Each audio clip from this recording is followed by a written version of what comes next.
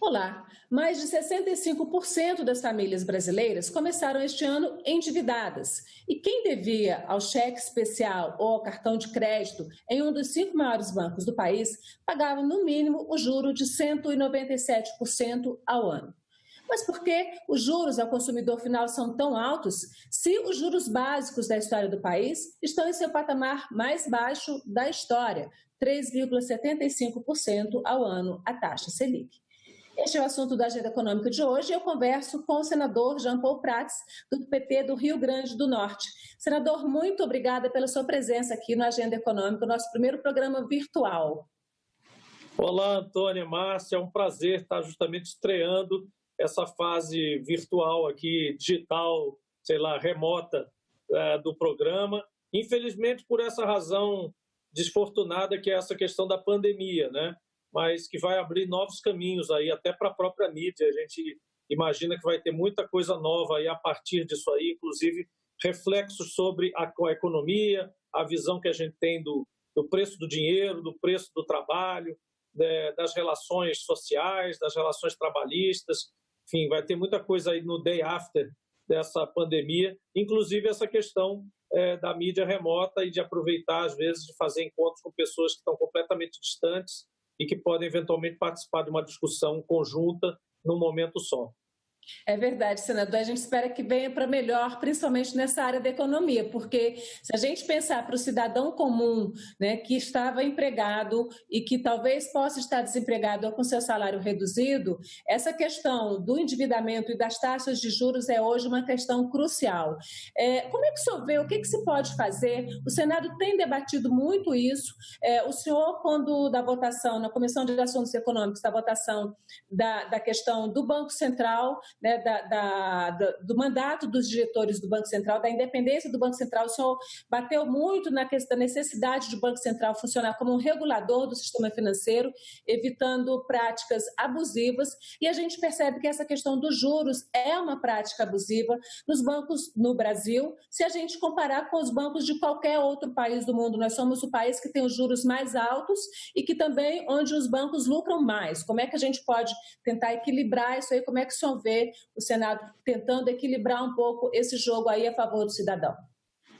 Bom, em primeiro lugar, tem uma questão filosófica que decorre do que nós acabamos de falar na abertura, que é, às vezes, momentos de crise, momentos de guerra, momentos de pandemia, momentos de grande consternação social geral e de perdas mesmo e tal, fazem as pessoas refletir na maratona do dia a dia, né? Nós temos hoje, no nosso dia a dia, o que é que a gente faz? A gente acorda, se veste, vai para o trabalho, faz parte de uma máquina, entra nas engrenagens do sistema, todo trabalha, volta para casa, aí tem uma vidinha social lá qualquer que serve para distrair um pouco aquilo, mas no fundo você é sempre um elemento de uma grande máquina e você está ali, qualquer papel que você tem, eu estou falando como cidadão comum, não como necessariamente como senador, eu mesmo estava nesse sistema até agora, eu entrei no Senado e na vida política recentemente, né? Mas eu vivo a vida real o tempo todo, eu não deixei de viver a vida real, eu não sou um político que tem gerações e gerações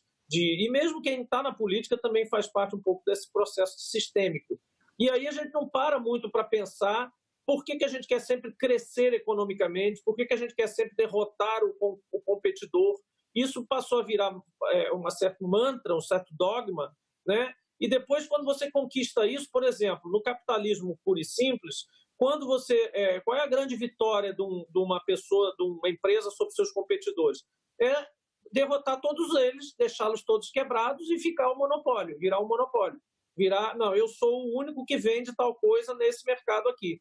Então eu ganhei de todo mundo, o jogo final.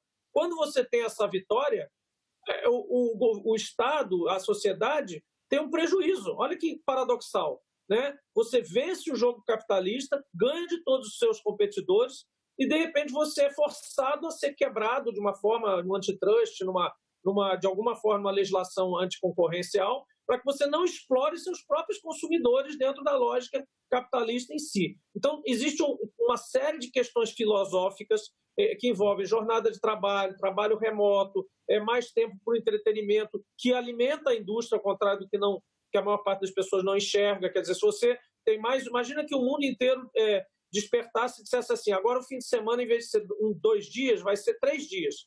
Vai ter quarta-feira, vai ser também descanso, né? Todo mundo vai trabalhar remoto, 4 dias é suficiente para todo mundo fazer os trabalhos que a sociedade precisa, quarta-feira vai ser descanso, sábado e domingo também. Você vai ficar com a sua família, você vai ficar, sei lá, vai para um parque de diversões, vai para um parque temático, vai para o cinema. Tudo isso é indústria, tudo isso é trabalho. As pessoas vão mover a economia de forma mais confortável. Afinal de contas, é para isso que serve a automação, a robotização, as facilidades, a eficiência tecnológica. Deveria ser, mas olha que paradoxal, não é. Quando a gente trabalhava no tempo do fax, do telex, da carta, um tempo de resposta de alguma coisa num ambiente corporativo era 2 dias, depois caiu para 1 dia, depois caiu para 1 dia. Hoje é em 5 minutos, hoje em 3 minutos. Se você não responder um zap de um gerente de alguma coisa, o cara pensa que você morreu. Aconteceu um acidente aqui, o cara não respondeu. Então, tudo isso aí eu estou falando um arcabouço geral da filosofia da nossa vida, capitalista mesmo, porque o mundo é capitalista, nós tentamos colocar gotículas de socialismo moderno no mundo, mas ele é capitalista, o ser humano é capitalista, não vamos negar isso. Não, então temos que trazer alguns elementos dessa pandemia para dentro da nossa filosofia de vida, e aí sem ainda falar em economia. Em relação ao que você perguntou especificamente, que é a nossa dependência, o nosso vício, o vício da economia brasileira em juros, eu diria que ele decorre do histórico recente, que vem do Plano Real, de várias outras experiências de conter a inflação, que estabeleceram aquele famoso tripé que se fala sempre: priorizar superávit primário, câmbio livre e taxa de juros para corrigir a inflação. Desde a época do Plano Real e até de antes, de outros planos aí, que se diz no Brasil o seguinte: olha, tem que ter a taxa de juros relativamente alta, porque senão o pessoal sai gastando, comprando e tal, a inflação volta, né? Então, o trauma da inflação, a doença séria, a pandemia brasileira de inflação, que a gente viveu vários anos e tentou corrigir com congelamentos e tal, várias experiências frustradas, até que deu certo, também via correção de juros, nos tornou, desde então, desde a década de 90, dependentes do remédio. O remédio juro passou a ser o pretexto, e ninguém, nem Lula, Dilma, nem Fernando Henrique, ninguém desde então conseguiu dizer assim, não, chega, vamos ter outros remédios, mas vamos baixar os juros. Até que chegou um momento agora, que não foi porque o Paulo Guedes ou a economia econômica agora descobriu o Brasil, botou o ovo em pé, foi porque ela precisou, para acelerar o crescimento que ela dizia que deveria ocorrer e não ocorreu, precisou ir baixando os juros para justamente, sem medo nenhum inflacionário, porque já não havia medo inflacionário diante de uma depressão econômica, aí colocou os juros para trabalhar ao contrário de todos os outros governos, que quando vinham com exportações de commodities, crescimento econômico razoável, etc., tinham medo de que, não tendo juros altos, a inflação disparasse. Então, em curtos termos, a gente acabou ficando dependente desse remédio. E agora a gente está tirando o remédio para ter um efeito contrário do que a gente sempre quis ter, mas não está surtindo efeito. A realidade é que antes da pandemia a gente já estava com juros históricos mais baixos da história recente e a economia não deslanchou, né? Então não é a pandemia só, né? Sim, com certeza. Na verdade, a economia encolheu em 2011, se a gente compara, em 2019, se a gente comparar com 2018 e 2017. E também essa questão do juros, o senhor fez aí uma questão histórica, mas mesmo no histórico do Banco Central, da taxa Selic, se a gente pegar de 2010 para cá, ela estava em 2010 em 10,75, né? Depois ela foi para 11, caiu para 7,5, 7,25 em 2012, foi para 2013 em 10, foi para 11, foi para 14, chegou a 14,25 em 2015, mas aí depois voltou a cair. E durante a gente está pegando aí 10 anos, com uma taxa de juros abaixo de 15% ao ano, a taxa de juros Selic oficial, com uma média aí de 10%, chegando agora a bem mais baixo, mas nesse período todo, o juro para o consumidor, então assim, o governo até que veio reduzindo, depois subiu por questões de crise, e a crise de 2012, mas o governo veio reduzindo a taxa de juros, mas os bancos nunca repassaram isso para o consumidor. de juros é aí 200% se a gente pegar cartão de crédito e rotativo do cheque especial.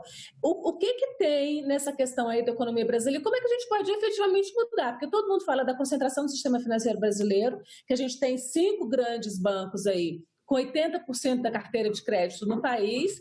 Todo mundo fala de uma falta completa de regulamentação do sistema financeiro, mas quando alguém fala em regulamentar o sistema financeiro, ai meu Deus, vai cair o mundo e, se brincar, cai o presidente também. Como é que fica essa questão? O que dá para fazer a sociedade e o Congresso pode fazer sobre isso? Olha, o filho que vive de mesada do pai nunca briga com o pai, né? Os bancos são credores do Estado brasileiro. Os maiores credores do Estado brasileiro são os bancos. O Estado brasileiro recorre a eles o tempo todo. Então, você não vai brigar com quem te remunera, quem empresta dinheiro a você, quem te dá, né, todo esse sustento para fazer. Infelizmente, nós temos uma armadilha nesse processo. E temos também quase que um Brasil paralelo, que é esse dos bancos. Então, o pessoal alega que tem um risco alto, que o brasileiro, quer dizer, se você comparar taxas de juros efetivas, né, para o cartão de crédito, para o cheque especial, para giro de empresas, etc., do Brasil versus outros países, e conversar com quem justifica isso, fica parecendo que o brasileiro é mais caloteiro do que qualquer povo do mundo, né, porque a gente tem um risco maior do que o argentino, do que o mexicano, do que o colombiano, para falar só dos vizinhos. Para não falar do grego, do botsuanês, do queniano. Então, assim, porque a gente tem juros maior do que todos os países, juros reais. Então, são 2 Brasis paralelos, 2 diferentes. Um é o da Selic, custo do dinheiro para os bancos, etc., etc., e o outro é o custo para você que está nos ouvindo aí, que não consegue financiar uma expansão do seu restaurante, da sua loja, eventualmente, com o banco, porque você fica com medo, porque você vai ter um juro tão absurdo, juros da ordem de cartão de crédito 300% e 400% ao ano, quer dizer, quando você tem a Selic de 3%, né? Então, assim, que proporção é essa, né? Que Brasil paralelo é esse que tem um risco muito maior? Para você que está nos ouvindo em casa e que não necessariamente tem a experiência de ou ter vivido fora, ou de ver uma vida comercial fora do país, em países, não estou nem falando dos Estados Unidos, mas em países medianamente parecidos conosco, como México e Argentina, você ainda consegue, de fato, se financiar uma expansão, como eu disse, de um negócio, com o banco realmente é um parceiro, ele vai, né, trabalhando com isso. Alguns bancos aqui, né, e alguns entraram mais recentemente, encontraram o Eldorado dos bancos, porque de fato é onde se ganha mais como banco no mundo, né? Então, lucros líquidos de ordens líquidos, depois de pago o imposto. E aí, quem é o grande... Lucros líquidos, só para completar, da ordem de 68 bilhões de reais em 2019, esse número é bem conhecido, já está bem divulgado aí, um crescimento de 15% em relação a 2018, em plena recessão, em plena depressão econômica, com todos os problemas que nós todos estamos vivendo na economia brasileira, dos 3 maiores bancos privados. 68 bilhões, mais do que isso, quase 69 bilhões de reais em 2019 de lucro líquido. Mas tem uma observação, o Estado brasileiro é sócio dessa lucratividade, porque quando você chega no lucro líquido, você já descontou o que pagou de impostos. E sabe quanto isso varia? Em torno de 46% a 47% do ganho dos bancos é impostos para o Estado. Então, ele é sócio 2 vezes. Além do banco serem credores, ele também ganha bilhões em tributação em cima do lucro dos bancos, em cima da receita dos bancos. Então, é uma armadilha composta de Estado brasileiro com bancos, com sistema bancário, sistema financeiro, que a gente não sabe como sair. Desde 88, existe uma provisão constitucional de limitação de juros, mas ela simplesmente nunca entrou em vigor, embora muitos países do mundo, 76 países, Antônia, do mundo, de alguma forma estabelecem limites para os juros em crédito, de algum tipo de limite, por lei, por decreto, por Constituição, de alguma forma. A maioria são tetos relativos, variam de acordo com o tomador, mas outros são valores absolutos, né? E a gente não conseguiu absolutamente quebrar essa barreira de trazer um pouco mais para a realidade brasileira esse Brasil irreal que foi criado, onde todo mundo é caloteiro, todo mundo é um alto risco, quando o brasileiro nem é.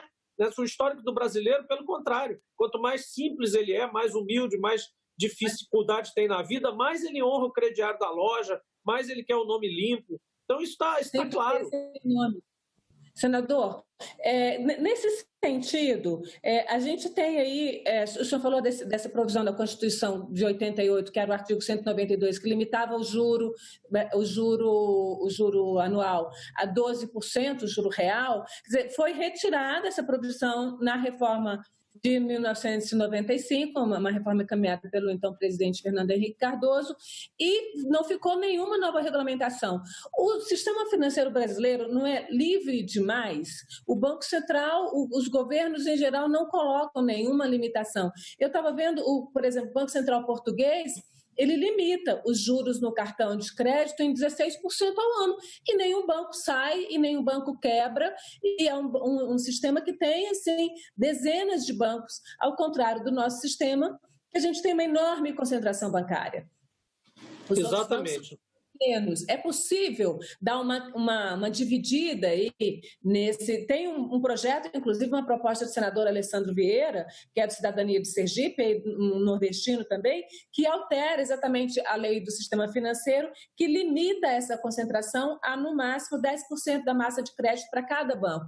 O senhor acha que isso seja viável, essa votação no Congresso, aproveitando até esse momento agora que o país, de fato, aí, o Banco Mundial anunciou que o Brasil esse ano deve ter uma queda do PIB da faixa de 5%. É uma das previsões mais drásticas, mas é uma previsão do Banco Mundial. Você acha que é possível o Senado, o Congresso, né, porque não é só Senado, é Senado e Câmara, votar uma lei como essa, fazendo uma certa divisão no mercado financeiro, ampliando a quantidade de bancos de fato importantes no mercado financeiro brasileiro? Eu acho, não sei qual vai ser o momento exato para isso tem que ser medido. Claro, eu vou falar aqui em tese, não estou falando que eu vou, por exemplo, capitanear, que eu ser heroicamente um dos proponentes, ou o Alessandro, ou a própria senadora Zenaide, que também tem um projeto em relação a juros. Nenhum de nós poderá ser um justiceiro isolado, um quixote de bancos. E outra coisa, é importante que fique bem claro a todos que estão nos ouvindo que nenhum de nós é nenhum destruidor de bancos ou inimigo de bancos. Os bancos são necessários, os bancos fazem parte de um arranjo socioeconômico universal e necessário desde há muitos anos, desde muitos séculos. O que nós queremos é, como você colocou, ter um certo, nem é um ordenamento, porque regulamentos e regras o Banco Central até é bom de fazer, mas é trazer de fato para a realidade brasileira algumas coisas que se desgarraram. Por exemplo, essa percepção de risco, por exemplo, essa percepção de que a lucratividade aqui tem que ser em um certo patamar que em outros países simplesmente não ocorre, né? Por que o Brasil tem que ter essa diferença? Por que o empreendedor nosso não pode ter a mesma facilidade de crédito, a mesma democratização, o mesmo número de bancos e agentes para procurar que o americano tem, que o próprio mexicano tem, o espanhol, o português? Né? Por que nós temos que viver nesse mundo que criaram para nós em função daquele medo atávico que nós passamos a desenvolver com a inflação? Né? Então, assim, você acabou de mencionar, Portugal tem uma legislação possível, né? Aí você vai dizer, mas Portugal não é representativo para comparar com o Brasil, sempre tem esses argumentos, né? O Chile também e tal. Mas você tem outros 76 países, como eu mencionei aqui. Pega 10 deles aí e vamos fazer testes e experiências com o acordo e beneplácito dos bancos. Alguém precisa ter interlocução suficiente, peso institucional, isso normalmente dependeria de um governo, de uma presidência da República e de um Ministério de Fazenda que quisesse fazer isso, que quisesse confrontar, não afrontar o sistema financeiro, para que ele seja mais construtivo para a própria economia, para que ele não seja apenas uma rêmora ali dragando recursos para ele mesmo e virando grandes tubarões a partir de situações comezinhas como um crediário, como um cartão de crédito, como um cheque especial, coisas que qualquer cidadão está sujeito a passar, uma dificuldade virar um mês, virar outro, etc. Ainda mais diante do grande apelo, e aí a gente volta para o ponto filosófico inicial, o grande apelo que a gente tem pelo consumismo. As pessoas são o tempo todo atraídas para que a economia cresça, todo mundo quer vender mais. E para vender mais, você mete publicidade em tudo que é lugar. Compre isso, compre aquilo, compre uma caneta, compre um sapato, compre um pilô, compre um telefone, compre um computador. e às vezes o cara não pode comprar aquilo, e essa questão da inadimplência orgânica, né, acabou crescendo em função disso. Então é um paradoxo, toda hora é um paradoxo dentro do seu próprio paradoxo, que é, porra, se eu compro mais, se eu sou induzido a comprar, eu tenho muito mais risco de passar da conta, de perder meu controle e achar que, porque eu estou pagando parcelado, vai dar no meu orçamento, e no final das parcelas, pelo número de parcelas, a conta eu errar a conta e ficar na mão de um cartão de crédito ou de uma conta virada. Então, e o banco vai e aproveita aquele momento impiedosamente e te taca um juro mais alto, estratosfericamente mais alto que qualquer outro país. Então, nós temos que sair dessa redoma, desse mundo irreal, que só favorece um lado, para chamar esse pessoal e dizer, ei, vamos fazer um pacto aqui, como a gente fez lá atrás contra a inflação, vamos fazer um pacto contra os juros, a diferença, esses spreads, essas diferenças brutais entre o juro real, o juro que o governo quer aplicar para você, etc., e o juro que você vai aplicar nos cidadãos. Vamos diminuir um pouco essa diferença e todo mundo vai ganhar, todo mundo vai continuar ganhando limitadamente, como você disse, Portugal limita. Aí tem o seguinte, só para fechar essa parte, existe uma dificuldade nas regulações, nas leis, que é a definição do juro. A nossa Constituição mesmo definia, você bem colocou, foi retirado. Mas quando era a diferença, era que juro era aquela? De qual juro estava se falando na Constituição? Muitas vezes tentou se regular aquilo e veio com é o juro tal, é o juro real, é o juro... E aí, quando você vem para a norma infraconstitucional, infralegal, também tem uma dificuldade, porque o mercado dos bancos sempre vai poder criar um serviço de avaliação de crédito percentual em cima de uma operação. Já existe, na verdade. Uma taxa de administração, uma taxa de carregamento, de tirar de uma conta para outra, enfim. Então, a regulação disso é muito difícil, ela tem que ser muito clara para evitar os subterfúgios ou os chamados jeitinhos, que todo mundo acaba dando e cobrando do cliente, aumentando o juro de novo. Senador, existe um outro projeto no Senado, que é do senador Álvaro Dias, nesse momento, que foca exatamente nesse momento da Covid-19, que é limitar os juros a 20% no período de março deste ano a julho de 2021. O senhor acha viável, esse projeto é um dos 12 que estão aí prontos para votação no Senado, o senhor acha viável, de fato, em algum momento, porque alguém vai ter que chamar essa conversa? Me parece que o Congresso está tendo um papel mais protagonista nesse momento de fazer acordos na área econômica. Você acha viável o Congresso capitanear um acordo que torne mais civilizado essa questão da taxa de juros no Brasil nesse momento? Acho, pode parecer que eu sou um pouco sonhador, né?